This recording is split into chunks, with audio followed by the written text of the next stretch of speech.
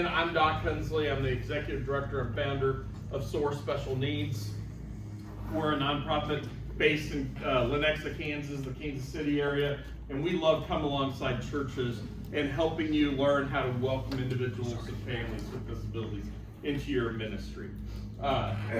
Make sure you come, stop by our table, booth 610. We'll give you a free consultation for an hour to help your church be able to take those next steps in either creating or taking what you already have to the next level. We also have the SOAR Disability Ministry Network that meets 2 hours every month completely free that you can get on. Again, a lot of you already know my story, but let me explain it with the volunteer aspect in mind. Again, everyone calls me Doc. My background is I'm a pediatric ER doctor, got sick taking care of my patients, almost died, should have died. Was forced out onto long-term disability. They ended my career. I would spend 46 days in the intensive care unit, where the top 4 diagnoses on my chart, each one by itself had a 0.01 survival rate. No way I should have survived. They forgot to give me nutrition. As a result, I lost 75 pounds of muscle mass, had to go through 9 months of rehab just to walk again. Being an athlete all my life, a veteran of the Air Force, I was in decent shape, but all of a sudden I couldn't even walk up a flight of stairs. So went through that, came back to work, had my flu shot, and then ended up right back in the intensive care unit with influenza.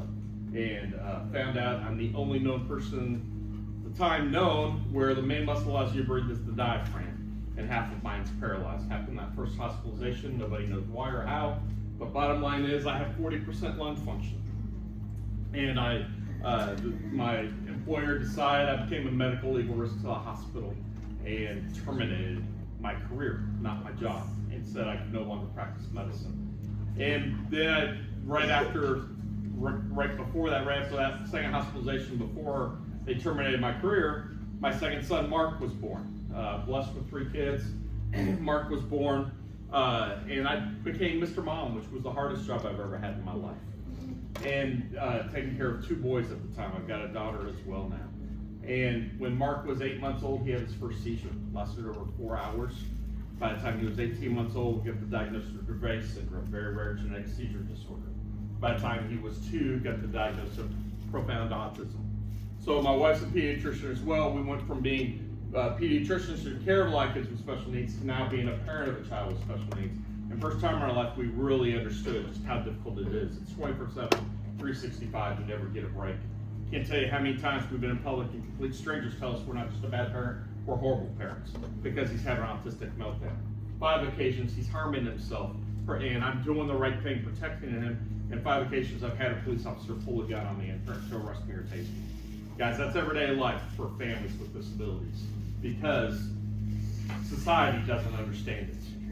Makes up 30% of the U.S. population today if people have a diagnosis of disabilities, making them the largest minority group in the country. And the church is one of the worst places to ever go as a family with a disability because that is the place that they are the least welcomed, which I'm very sad to say.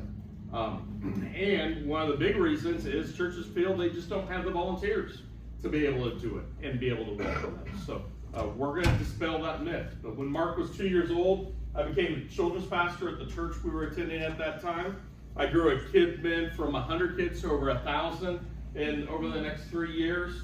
Volunteer base of about 25 to about 400 in that 3-year period of time.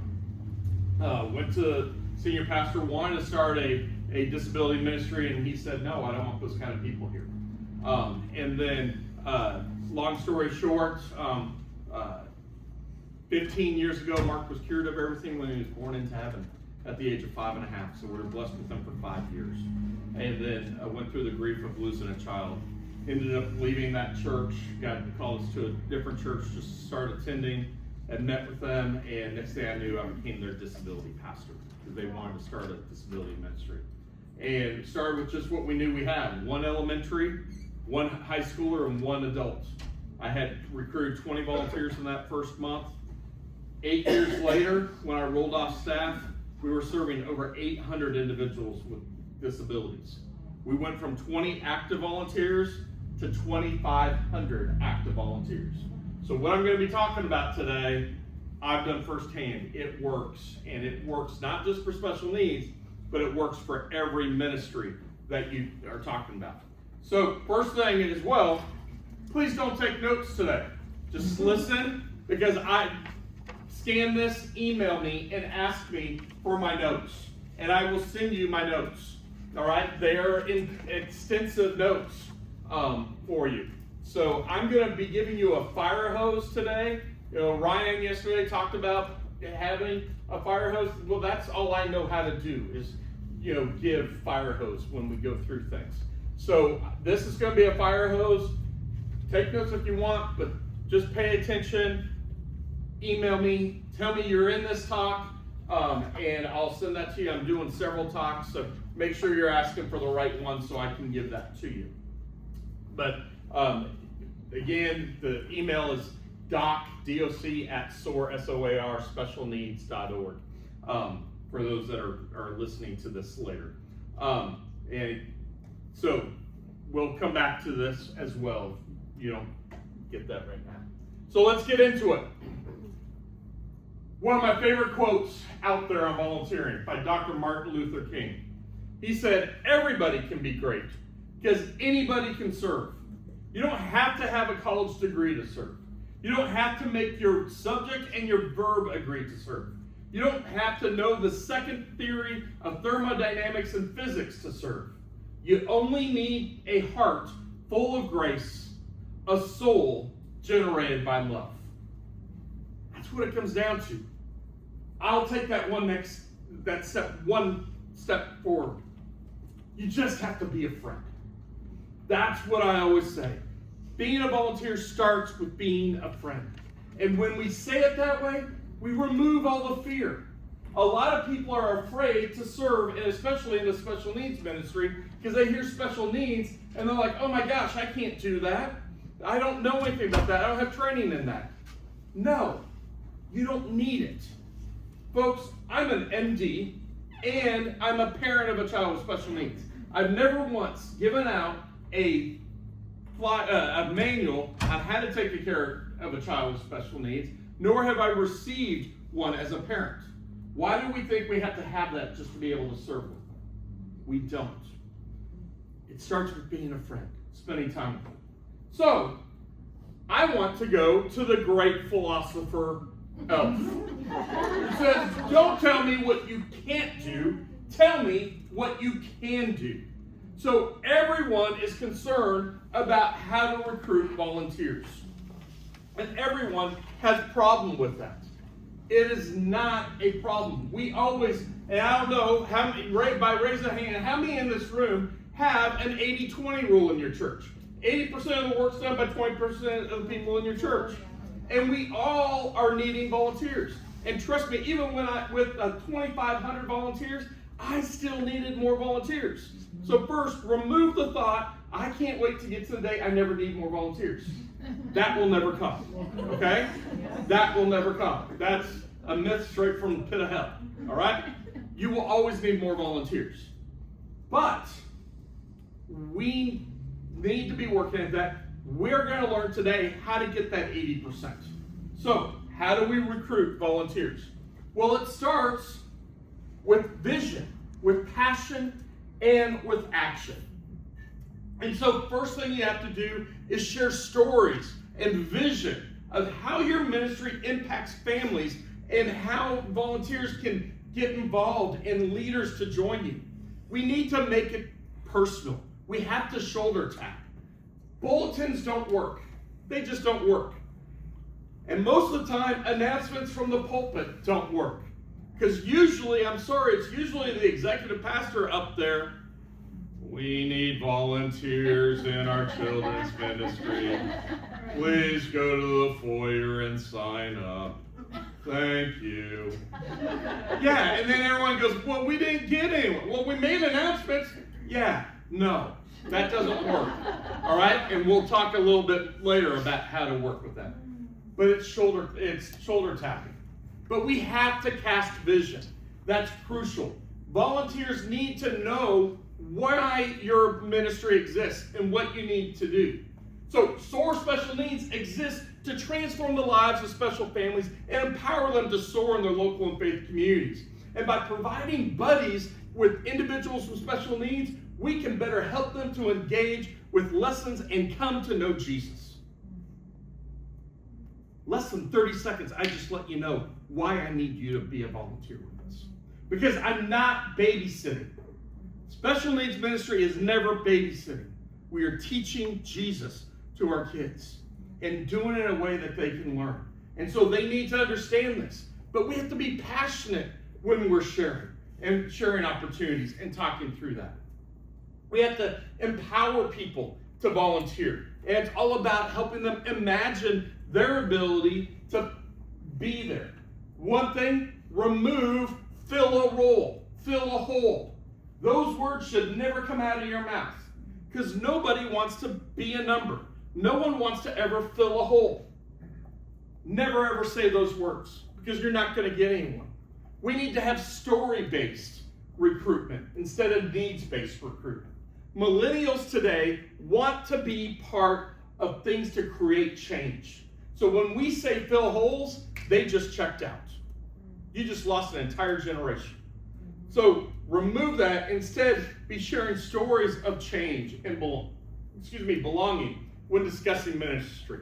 We also need to build a leadership team, especially if you're doing a disability ministry. To have a leadership team, I want to have minimum 2 to 3 people on that team. That'll be you. You can, I always recommend you can get a lot of times a special ed teacher that's in your church. A lot of times they don't want to volunteer on the weekend because they deal with it all week long, but they love to help speak into the policies and procedures and guidance, meeting once a month as a leadership team, and maybe substitute once in a while.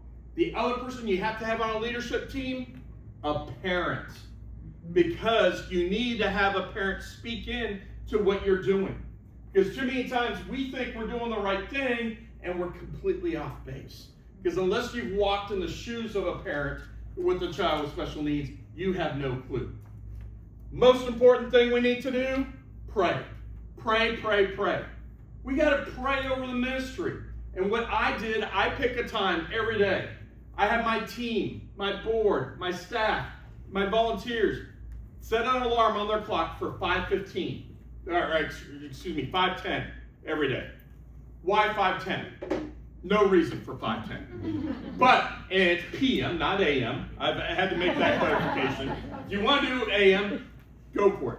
But we pick 5:10 PM because it's usually a time that people are not working. They're not in the middle of meetings. They might be driving home. They're probably not in dinner yet.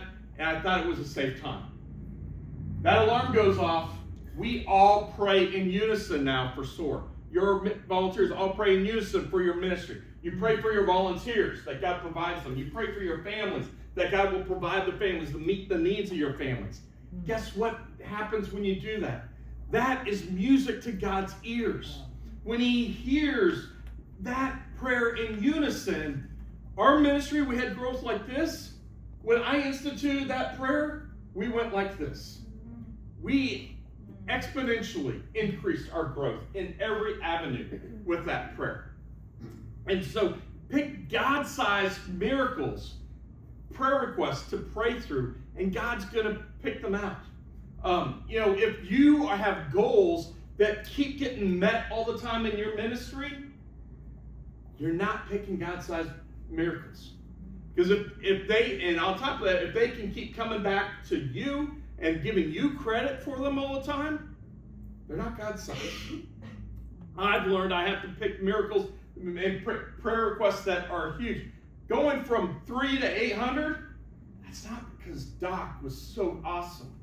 That's because God was glorified and did that. That wasn't me. God used me in that, but that was God.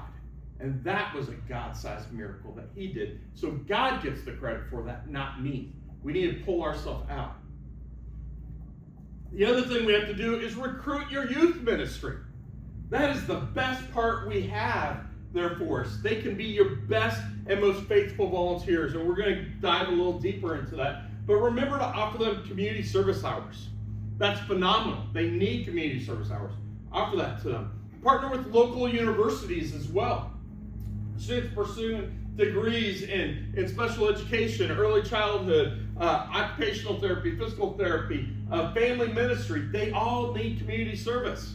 It's a great way to get them there for it. Here's my pure goal. You don't learn anything else out of this talk. This is what you need to learn. 4 most important letters in the alphabet when it comes to recruiting volunteers. I, C, N, U. I, C, N, U. All right? Here's how this works. Each and every one of you, your key job every Sunday is not making sure the kids are in the right spot. It is not making sure all the volunteers are where they need to be. That you're teaching the curriculum. It's none of that. We've already addressed, most of us have the 80-20 rule. What that tells me is 80% of the people in your church, I'm sorry folks, they're nothing more than a glorified knick-knack. They come in, they drop off their kids, they go to church, sit down, collect dust during the sermon, stand up, knock off the dust, go pick up their kids, and leave. Now, you might ask them to volunteer. Their answer will 100% of the time be no. Here's how you do it. They're already in your ministry area. Observe them for characteristics that you want in a volunteer. So if we're looking for volunteers to work with individuals with special needs, I'm looking for someone who's excuse me, I'm sorry. We're looking for someone who's patient, who's loving, who's kind, and going through that. Sorry, mistake of inhaling my lunch right before.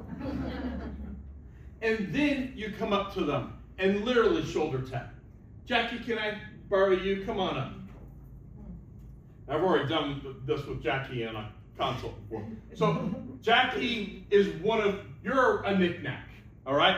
And we're gonna work on her, all right? So she's not volunteering, and I'm the ministry leader. I'd come up to her, and I literally would put my hand on her shoulder. Hey, good morning, Jackie. How are you doing today? Oh, good. Thanks. Great. You know what? Hey, I just have to share with you, Jackie. I've been watching you come in and drop the kids off the past few weeks, and I just have to share with you, I see in you someone, I see in you someone who has an amazing heart for people. I see in you someone who's kind, who's compassionate and loving. I've got a question for you. Jackie, can you be a friend? Fantastic. That's the only thing that we need to serve in our special needs ministry. It just is being a friend. We can teach you everything else. That's all it takes, is just being a friend. Now, I've got a favor to ask you, Jackie. Would you be willing to take the next 2 weeks and pray and see if God would have you serve in our ministry? And then we can grab a cup of coffee in 2 weeks and talk through that? I've never had anyone tell me no. They want to pray. Have a seat. Give her a hand. Yeah. How long did that take? That literally... 30 minutes. Yeah. Literally, we're just talking a couple minutes there with her. Guess what happens when I meet in 2 weeks? I had a 90% success rate at getting them as a volunteer. Why? What did I do? I literally shoulder tapped. Then I said, I see in you these characteristics that work well here. I've got one requirement. Can you be a friend? Check, check. Now here's the trick. Did I ask her to volunteer? No. What did I ask her to do? To be a friend. To be a friend and to pray. Our problem and where we go wrong is we ask them to volunteer. And their answer is always no. I can't tell you how many times I do this exact thing and they're forming the N on their lip when I'm getting ready to say no, when I'm getting ready to say pray, and they're getting ready to say no because they think I'm going to say volunteer. And they're geared to say no to that. We fail because we're asking them to volunteer. Guys, I let God do my heavy lifting for me. One of my favorite stories I share with us when I did this, again, one of those 2,500 I did, I had a gentleman I did it with. We're going to call him Tom. I'm in Kansas City. Tom is a Texan, through and through Texan. He had a huge 10-gallon cowboy hat every Sunday, massive handlebar mustache, and I did the whole I see in you with him, tap on the shoulder, and then asked him if he would pray. And as I'm asking him to pray, that end was on his lip, the handlebar was going, and he was ready to say no. And then I said, pray. And this was his response. Well, gosh darn, Doc, I can't tell a pastor at church I can't pray. I'll pray. I start laughing. I'm like, fantastic, Tom. Let's grab coffee in 2 weeks and talk about it. 3 days later, I get a phone call from him. Now, at the same time, I'm praying that he's going to volunteer. But 3 days later, I get a phone call from him. He goes, Doc, I got to be honest with you. I told you I'd pray just because you're a pastor. I can't tell you at church I'm not going to pray. So I said I'd pray, but I had no intention to. But then I went home and I was watching the Cowboy game, and then I just felt like I had to start praying. I go, yeah, I understand that. Anytime anyone wants a Cowboy game, you need to pray. But he said, no, I couldn't help but think about our conversation. And so I prayed. But then I've had that repeatedly the last 3 days. And so I went ahead and prayed because I felt God pushing me. But that's not where it stops. The last 3 nights, I've had the same exact dream all 3 nights. And I've never remembered a dream all my life. But this dream, I remember every bit of it, and it's so vivid. You go, wow, would you mind sharing that with me? He goes, absolutely. I'm volunteering in your ministry. Oh, really? Why? How do you know you're in my ministry? Because I'm being a friend and I'm having fun. Check, check. All right? I've removed the fear. He goes, and I'm working with this little boy. I go, can you describe him for me? He goes, yeah, he's about yay tall. He's got a funny looking face. And he can't talk. Oh, and he's bald, but he has one patch of hair right here.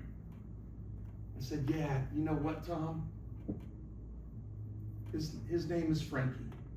And he's the boy I've been praying that you would be a buddy for. His mouth drops.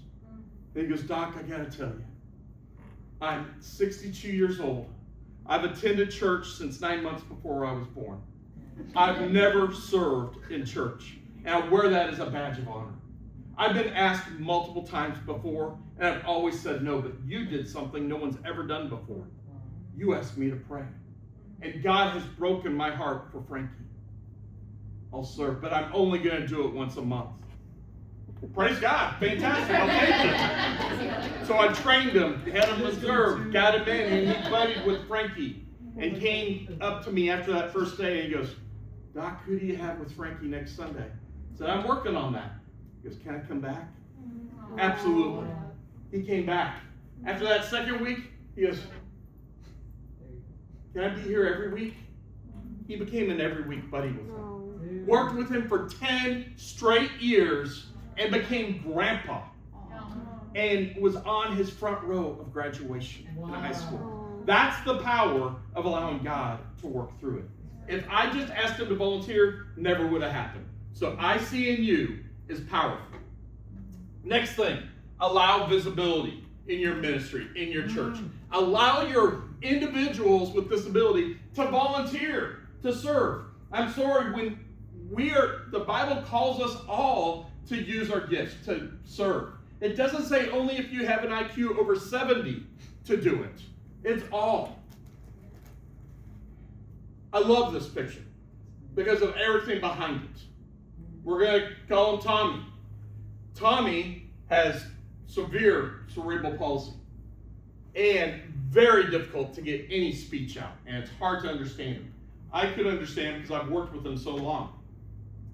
He wanted desperately to be a greeter and hand out bulletins. This was back when we had bulletins. But hand out the bulletins every Sunday. I worked with our greeters team, and they said, absolutely not. No one's going to go there. No one's going to understand. And so they required that I was with him. I'm like, fantastic. I will be the buddy to be there with him. I only had to be there one Sunday because guess what happened? 3/4 of our church came in his door to see him and see his smiling face. And then they walk to the other side of the church to sit in their normal seat. Because God forbid we sit in the wrong seat. You know? They saw the power and the glory of God through him. Don't allow ministry not to be seen by the church. At the same time, partner with high schools and the other organizations and colleges.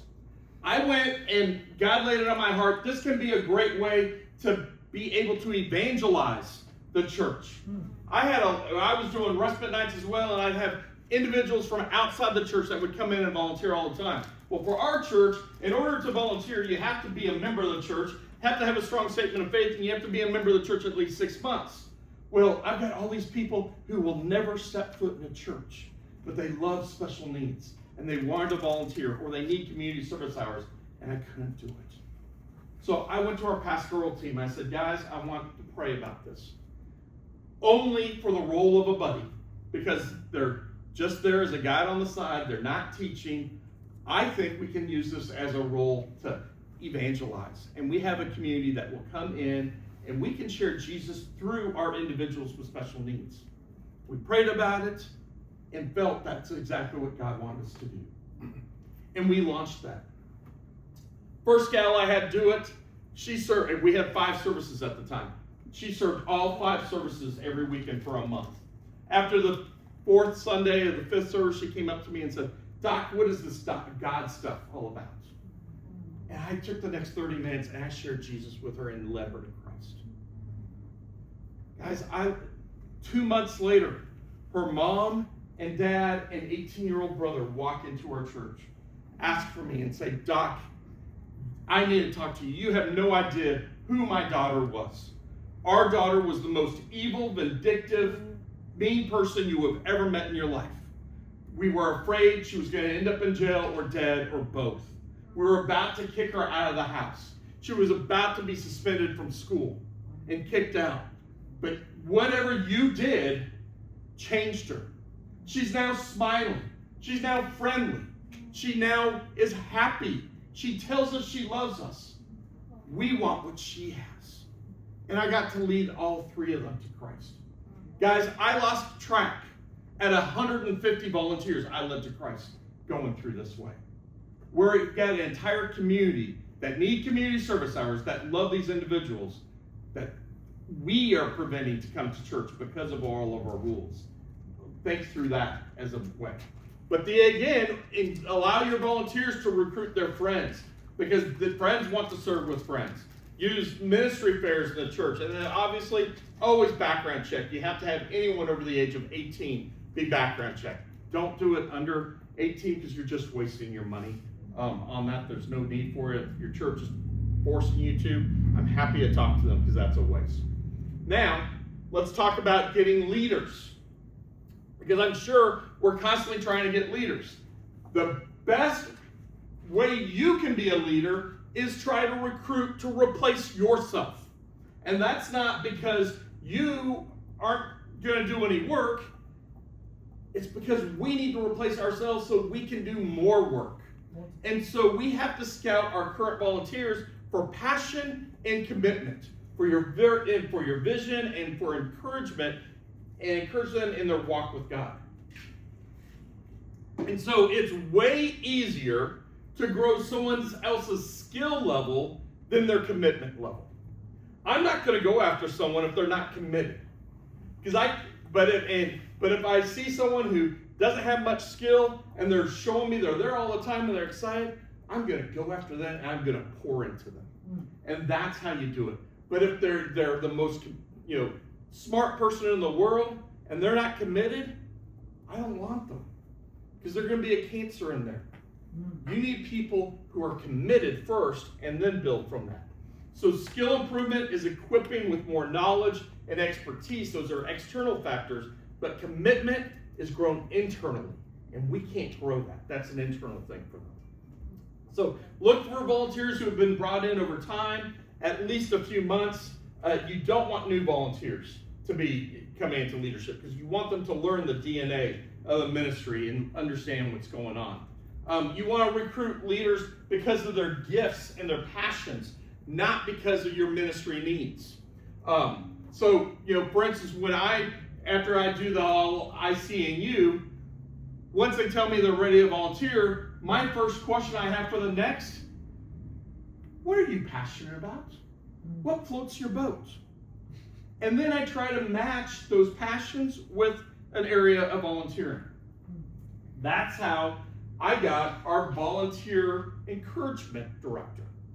I had a lady I was going after to be able to help us, and she said, well, I just really love encouraging people and telling them how awesome they are and letting them know the good job they're doing. So I'm like, yeah, that's a buddy, but that's not the best use of that. And then God flicked me on the head and said, Doc, you suck at telling everyone what a great job they're always doing and encouraging them. And so I asked her, I said, if I give you a small little budget, would you like to start encouraging our volunteers once a month? She just lit up and said, I'd love to. And so all of a sudden, once a month, the first one she did, she made a little packet, a little Ziploc baggie. It had 1 small graham cracker, a little Hershey bar, and a marshmallow, and a sticker on it that said, we need some more volunteers like you. It cost me 6 cents per bag. Yeah. All of a sudden, those volunteers felt needed and wanted, and they recruited other people. The next month, she put a little baggie together with 3 little starbursts in it that said, we are bursting with stars like you. And honestly, if you go on Pinterest, most of the things like this are from her originally, from 12 years ago. It's amazing. And she did something every month. Guess what happened by the time month 3 and 4 came around? Never was our intention. We started getting an influx of volunteers from other ministries because they were tired of being just used and abused, and they wanted to be welcomed. Our church then made it a rule that every ministry had to do this, and it changed the entire culture of the church. So match up those giftings, allow God to do that. But we have to recruit our replacement as we do it. That needs to be your goal. We need to think ahead. We got to the point where we expanded. We went, like I said, from 3 individuals to 800, 20 volunteers to 2,500. We went from 1 campus to 3 plus an online. I needed to replicate myself, so I had someone at each place. We were the first ministry that had a leader at each campus because I had already replicated myself. And so that helps. And so think through as you do that at the same time. And then students, that's the next big one. Students are the secret sauce to your success. Many churches just focus, they completely underestimate the student population and their volunteer potential. But they want to make a difference. And many grow up in inclusive environments, so working with individuals with disabilities is natural for them. Challenge students to step up, and they typically do so and blow away your expectations. Hold them to the same standards as adults, and don't say because they're students, we can't hold them as much. I actually created apprenticeship programs where I brought on 1 to 2 student apprentices who I poured into from 6th grade through 12th grade and just poured into them every month. We would meet together, and then they became coordinators, and they'd work with me all the way through. I'm backing up real quick, or jump real quick. This gal right here, she was with me from 6th grade to 12th grade. By the time she was in 12th grade, she completely ran my entire weekend at all 4 campuses. She did all my buddies. She did everything. We host the nation's largest disability day camp. At the time, we only had about 125 campers. We're now about 225. She oversaw all that management. I poured into her, and she did that, all as a volunteer. And trust me, that looked amazing on her resumes and that. And here's the retainment that we talked about earlier. I kind of jumped ahead there for that. But let me get back where we were. For the students, focus on that. For our camp, we host the nation's largest disability day camp. This year I had 650 volunteers doing our camp. Easily 80% were youth. they can do so much, and it's so amazing to watch them do it. And once you get in with one friend group, you get that entire friend group. Give them community service hours. I always say, I don't have a minimum age in my ministry, and I kind of bucked the system with the church, because the church said, oh, you have to be X. I challenged on that too, because one of the best buddies I ever had, she started with me at the age of 5. She had an amazing heart. She's now 17 years old, and I've hired her to work for me, and she runs my social media. And she does much more than that. I've poured into her for 12 years now. But if I had to wait until she was 12, she would have probably gone to another church. But I'm telling you, at 5, she was the best buddy. I didn't put her as a 5-year-old with a 12-year-old, obviously. She was always working with someone younger. But we have a lot who are naturally gifted. What's the benefit of them? They recruit well. They are community focused. And again, like I said, give them that opportunity to grow. We, on top of that, are empowering our future ministry. They are the ministry leaders of tomorrow. So let's build them up. Let's help them be ready for that as we go through. So we talked about retaining already. I've already mentioned about some of these ways on how we can appreciate them. But we can send, just kind words, birthday cards, just simple appreciations like we have there. But make it personal. Every Christmas and Easter, I would write and coming from a doctor, guys, it wasn't the prettiest, but I would write handwritten thank yous to all my volunteers. Christmas and Easter for volunteering those Sundays, because they're such big Sundays. And then I would try and incorporate people's love language into everything too. Remember, only one actually costs money. So words of affirmation, thank you notes, affirming them when you give them their assignments. Quality time, maybe go out to coffee or small group, or just spend time talking with them. The gifts, obviously can be a little candy or something like acts of service. Offer to help them with things that they have coming up. Serve alongside them. Touch, that can be a tricky one. But side hugs, shoulder pats, high fives, handshakes are all acceptable and work. Thank volunteers who cancel on time. Thank them and don't argue. Are you sure you can't do it this weekend? That should never be part of your language. Thank you so much for letting me know. And then, you can find out what it is. Oh, I hope you have a great trip. Or, oh, I'm praying for you. I hope you feel better. Spiritual encouragement is the other big one. As ministry leaders, we have to be spiritually encouraging our individuals. So spiritual shepherding doesn't happen unless you encourage that and incorporate that. So before we would meet every Sunday, I would have our volunteer team meet 5 to 10 minutes before the service. And we'd just get in the room real quick, they'd get their assignments, know what to do, and then I'd ask everyone, hey, how can I be praying for everyone? What can we pray about? And they'd tell us. And then I'd write it down so that when let's say, especially my youth, if they had a big exam on Thursday, I'd text them that Thursday morning, hey, praying for your exam, you've got it. They now know I'm actually praying for them. That makes a difference in going through that. And then at the same time in those meetings, I'm reminding them what our vision is, why we're here.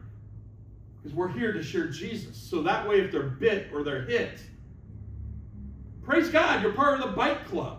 It's not a bad thing. It's just part of everything. So pray regularly with your volunteers. Encourage them to attend service. You need to attend service at the same time. Become a family. I shared about this gal. She ended up taking a mission trip down to Brazil. And I'm texting her every day when she was in Brazil, hey, I'm praying for you. And I get pictures back. Hey, Doc, look, and it was a special needs orphanage. Look, Doc, I'm doing this. Thank you for everything you've poured into me. And almost every apprentice I worked with, they today are all doing something in special needs ministry. Wow. How do you retain the volunteers? Again, like I said, find what they're passionate about, match those skills up. Value volunteers as people, not like numbers. That's the important thing. Allow them to use their head and the heart, and you handle all the hard stuff. Training is the next big thing. I do whole talks on training, please come see me at the table. We do training, but you have to train your volunteers. Personally, I want to train not just a volunteer working with special needs. I want all children's ministry, all student ministry, all of the greeters, all the welcome team, all security, so that the entire church knows how to welcome an individual and family with disabilities. But the training needs to be able to teach them how to be successful, because all behavior is a form of communication. And we have to learn how to de-escalate, how to identify that and work through that and as we go. And we have to help them recognize that. Here's an example of training that I do. A group's having worship, student that you're working with is rocking, covering their ears, seems to be getting upset. What should you do now, and what do you do next week to prepare for that? So we work through that, and I train everyone where I have 10 case-based scenarios that they would see on a typical weekend, and then we work through that so that they can do it. Like I said, everyone needs training, not just the individuals there. What does training include? The role of the buddy, how to handle behaviors. It has to be comprehensive, it has to be ongoing, and it has to be at least biannual, if not more frequent. You need sometimes higher level training like nonviolent crisis intervention training, CPI. If you're ever interested in that, come see me. We can help you with that. You need to also gracefully correct and improve volunteers' techniques as you help them through everything. Give them feedback as you're going through. But I like having a quarterly training. Here's the thing, if you're outside of the initial training, never call a training. Because if you do, nobody shows up. I wanted to have a family environment with my volunteers. So I called my ongoing training a quarterly buddy gathering. And we would do ours usually on a Sunday night. We didn't have other programming. And I'd have everyone usually bring in some desserts. We'd start off with some desserts. I'd pick something to talk about. Let's talk on how to deal with a nonverbal child in ministry. Big thing we need to understand and know. So we do that. Then we do an icebreaker. Oh, my icebreaker is going to be charades. We're learning how to talk. Nobody knows that. And then I'm going to give a devotional. My devotional is how God used somebody in the Bible without a voice to still do what God wants. And then I do about a 20-minute training on working with individuals with special needs who are nonverbal and how you can communicate to them. Hey, Johnny, do you want to go play on the board, or do you want to draw at the table? It's just that simple. They can point to what you want. All of a sudden, at the end of that night, they just realized, oh, holy cow, we just had a training, but it wasn't really a training, it was fun. I had a 90% success rate as we went through all that. So those are things that you can do through the year. If you really want to see your ministry take off, we'll skip that. Come partner with us. We have the SOAR Disability Day Camp I told you about. Get your student ministry to come do a short-term missions project with us. We're based in Kansas City. Your student ministry team can come 8 hours a day for 5 days, work one-on-one with individuals with special needs. Only requirement, be a friend. In the evening, they can now go and do fun things in Kansas City as a ministry team and just have fun and team bond. Guess what happens at the end of day 5? These kids are on fire for special needs. They come back to your church and they're ready to pour right into your ministry, and you just saw this tremendous growth. It's awesome to watch as you go through that. Other things, like I said, please make sure you stop by my table, sign up for that free consultation. We also have the SOAR Disability Ministry Network every 4th Thursday of every month. It's free. But as I always say, there are 7 days in a week, and Sunday is not one of them. So now is the time to welcome families with disabilities into your church. So here's my emails, the QR code again for the handout. Thank you so much. I'll be here if you got any questions. Yeah, let's go. Thank you so much. Thank you.